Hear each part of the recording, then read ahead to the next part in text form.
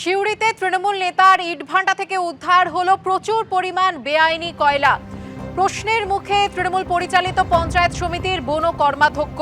তৃণমূল নেতা মির্জা জাকির হোসেনের ইটভাটায় তল্লাশি পুলিশের। শাসক নেতার ইটভাটায় বাজেয়াপ্ত 286 টন বেআইনি কয়লা। তল্লাশির সময় পুলিশকে বাধার অভিযোগ।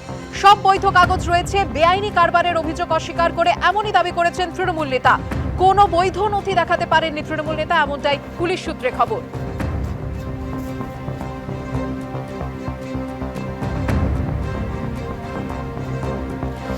এক কিলো বেআইনি কোনো কয়লা নাই, আমার কাছে সব বৈধ পেপার আছে।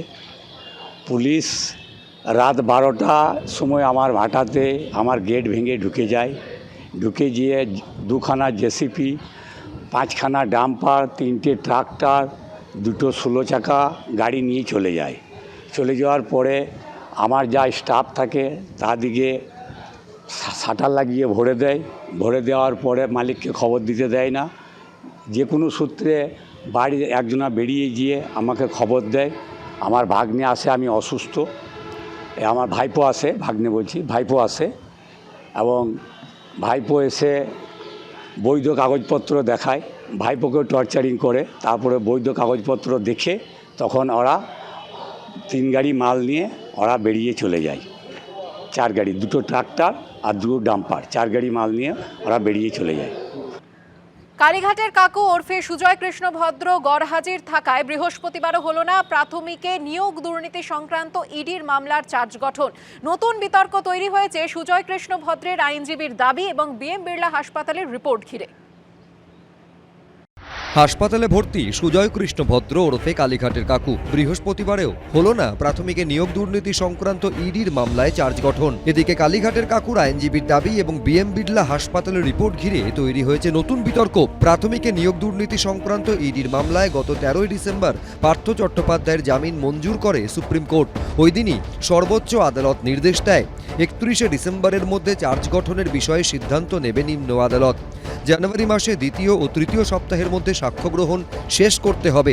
সেই নির্দেশ মেনে গত সোমবার সব অভিযুক্তকে ইডির বিশেষ আদালতে সশরীরে হাজিরা দিতে বলা হয়। পার্থ চট্টোপাধ্যায়, অর্পিতা মুখোপাধ্যায়, কুন্তল ঘোষ, তাপস মণ্ডলরা হাজির হলেও অসুস্থতার কারণে আদালতে আসতে পারেননি সুজয় কৃষ্ণ ভদ্র, যার জেরে থমকে যায় চার্জ গঠন।